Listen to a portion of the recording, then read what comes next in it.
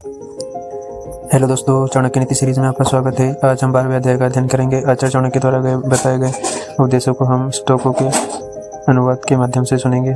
पहला श्लोक। वह ग्रस्त भगवान की कृपा को पा चुका है, जिसके पास घर में आनंददायक वातावरण है, जिसके बच्चे गुणी है, जिसकी पत्नी मधुर वाणी बोलती है, जिसके पास अपनी जरूरतें पूरा करने के लिए पर्याप्त धन है, जो अपनी पत्नी में सुकून संबंध रखता है, जिसके नौकर उसका कहा मानते हैं, जिसके घर में मेहमान का स्वागत किया जाता है, जिसके घर में मंगलदायी भगवान की पूजा रोज सुबह शाम होती है, जहाँ स्वाद से भरा भोजन और पान किया जाता है, जिसे भगवान के भक्तों की संगति में आनंद आता है। दूसरा श्लोक। जो एक संकट का सामना करने वाले ब्राह्मण को भक्ति भाव से अल्प दान देता है, उसे बदले में विपुल लाभ होता है। श्लोक 3। वे लोग जो इस दुनिया में सुखी है, जो अपने संबंधियों के प्रति उदार है, अनजाने लोगों के प्रति सहृदय है, अच्छे लोगों के प्रति प्रेम भाव रखते हैं, नीचे लोग से धूर्तता पूर्ण व्यवहार करते हैं, विद्वानों से कुछ नहीं छुपाते हैं, दुश्मनों से सामने साहस दिखाते हैं और बड़ों के प्रति विनम्र और पत्नी के प्रति सख्त है। श्लोक 3। अरे लोमड़ी, उस व्यक्ति के शरीर को तुरंत छोड़ दे जिसके हाथ में कोई दान नहीं दिया, जिसके कानों ने कोई विद्या ग्रहण नहीं की, जिसकी आंखों ने भगवान का सच्चा भक्त नहीं देखा, जिसके पाँव ने कभी तीर्थ क्षेत्रों में नहीं गए, जिसने अधर्म के मार्ग से कमाए हुए धन से अपना पेट भरा और जिसने बिना मतलब ही अपना सर ऊंचा उठा कर रखा है। अरे लोमड़ी, उसे मत खा, नहीं तो दूषित हो जाएंगी। श्लोक 5। धिक्कार है उन्हें जिन्होंने भगवान श्री कृष्ण, जो माँ यशोदा के लाडले हैं, उनके चरण कमलों में कोई भक्ति नहीं, मृदंग नहीं, ध्वनि नहीं करके ऐसे लोगों का धिक्कार करती है। श्लोक 6। वसंत ऋतु क्या करेंगी यदि बांस और पत्ते नहीं आते? सूर्य का क्या दोष यदि उल्लू दिन में नहीं देख सकता? बादलों का क्या दोष यदि बारिश की बूंदें चातक पक्षी की चोंच में नहीं गिरती? उसे कोई कैसे बदल सकता है जो किसी के मूल में है? श्लोक 7।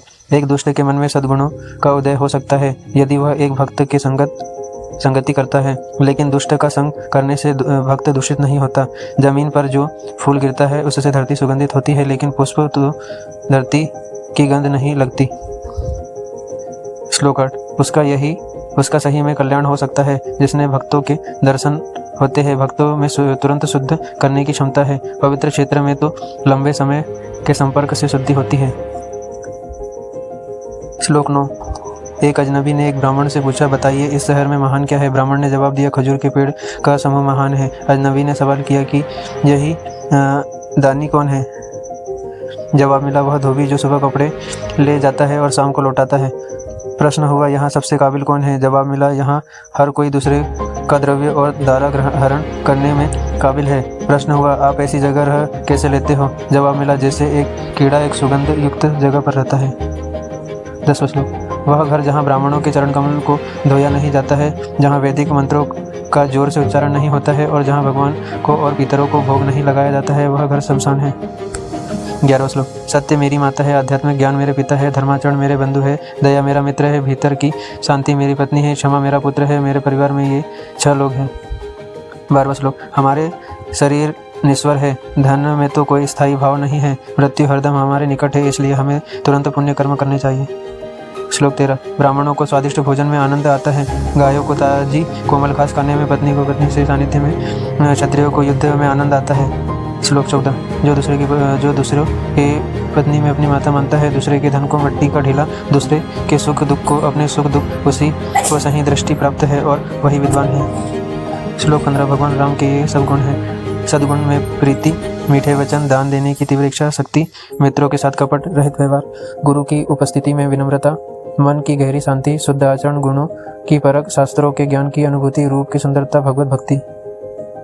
श्लोक 16। कल्पतरु तो एक लकड़ी ही, स्वर्ण का सुमेर पर्वत को निश्चल, चिंतामणि तो एक पत्थर है, सूर्य में ताप है, चंद्रमा तो घटता बढ़ता रहता है, अमर्यादा समुद्र तो खारा है, कामदेव का तो शरीर ही जल गया, महाराजा बलि तो राक्षस कुल में पैदा हुए, कामधेनु तो पशु ही है, भगवान राम के समान कौन है?